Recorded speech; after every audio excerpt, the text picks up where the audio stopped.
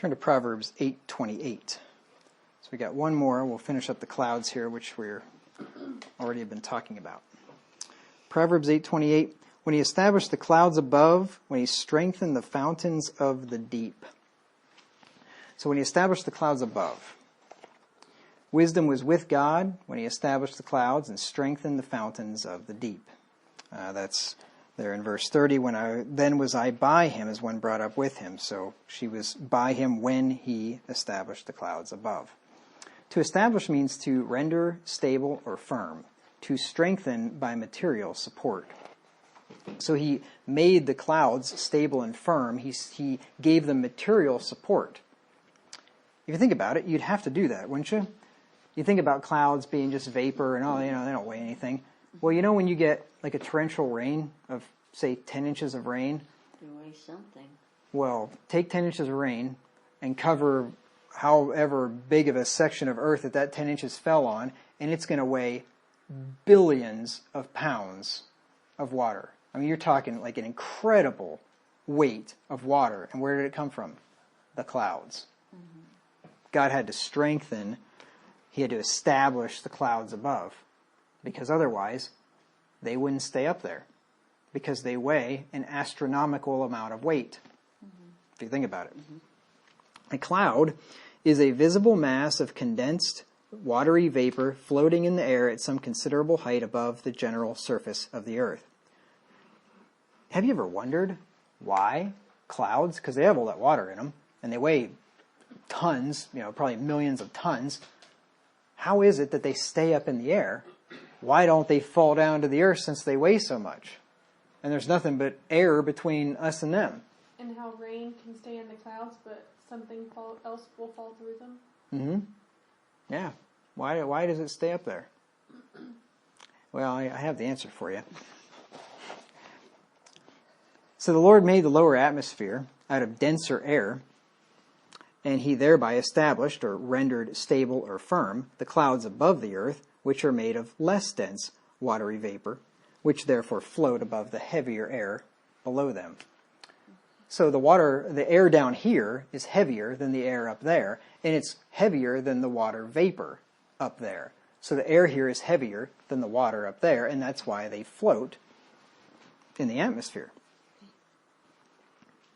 It's kind of like like when you go to the mountains and the air is it's lighter. Thinner. They Mm-hmm. say thinner, but Mm-hmm. maybe it's lighter. Mm-hmm. And It is. you're winded easily. Less Yep. oxygen. Mm-hmm. Yep, it's denser down here, which means the air is heavier. So the clouds are the waters above the firmament. That's the second heaven, the sky, the atmosphere. Remember we saw that in the last verse in Genesis 1, 6 through 8. So they're the waters above. The firmament is the atmosphere, and the atmosphere holds them up because the firmament, the atmosphere, is thicker and denser than the water vapor above.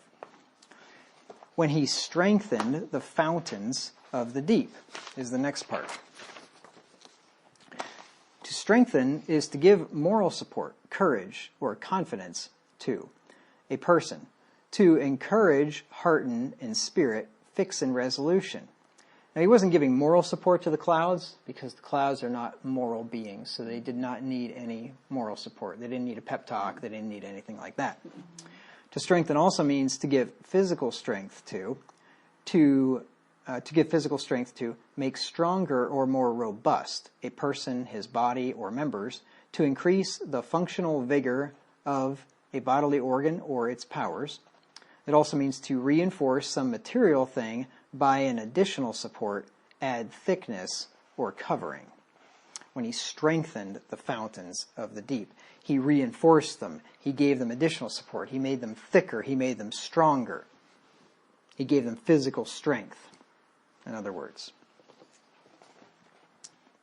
At the same time that God divided the waters above the firmament from the waters below it, he also strengthened the fountains of the deep. A fountain is a spring or source of water issuing from the earth and collecting in a basin, natural or artificial. Also the head spring or source of a stream or river.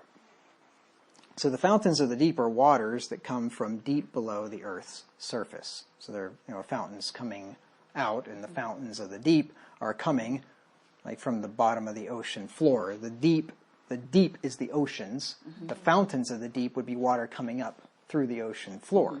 Okay. Now at the time of the great flood of Noah's day, the fountains of the deep were broken up, and the waters in them sprang forth and flooded the earth. Genesis 7 and verse 11. It wasn't Genesis. just all rain. No, it wasn't. As a matter of fact, I believe that this is where the majority of the water came from that flooded the earth, was underneath the earth. I mentioned this last time, I think. Was it last time?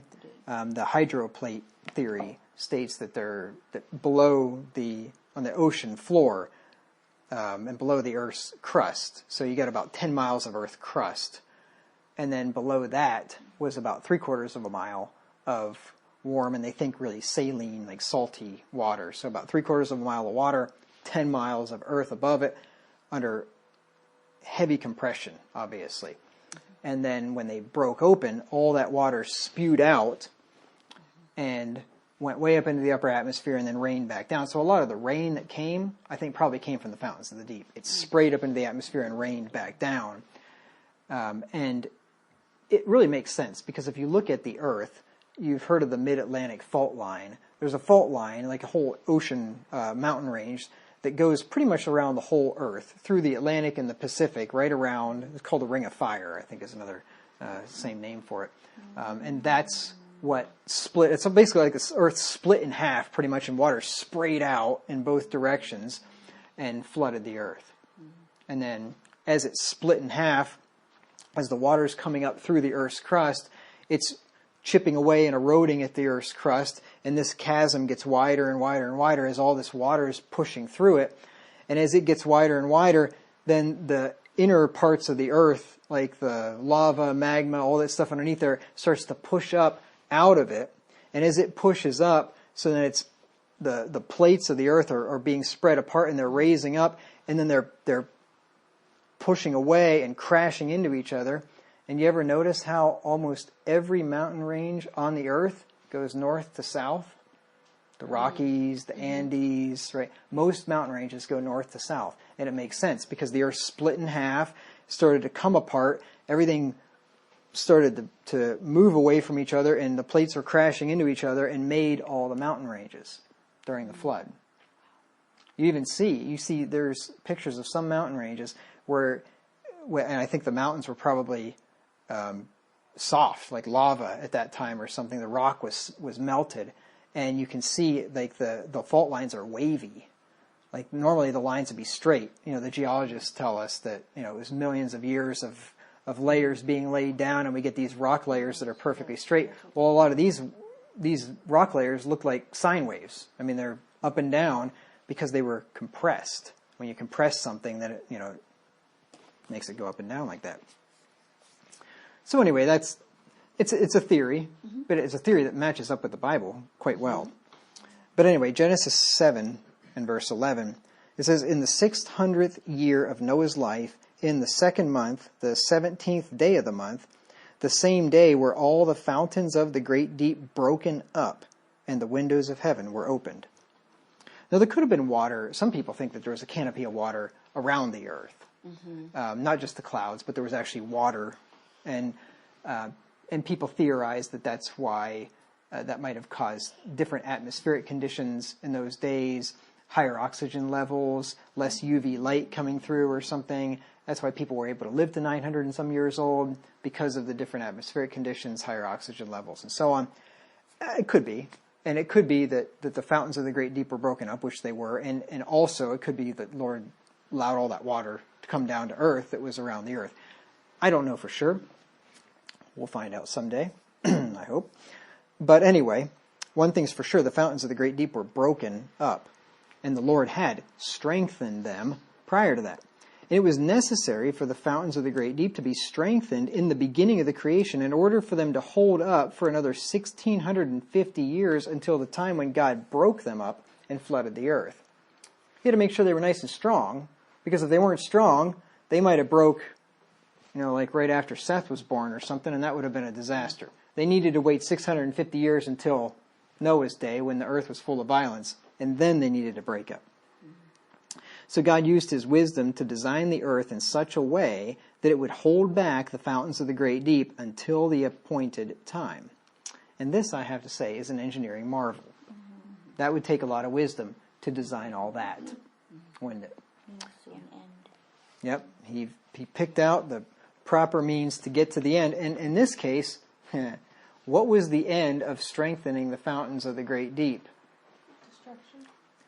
To destroy the earth and destroy man upon it, which he knew would sin and the earth would be full of violence 1,650 years later. God's a planner. He planned it all out, did exactly what needed to be done so that his accomplished end would happen in due time.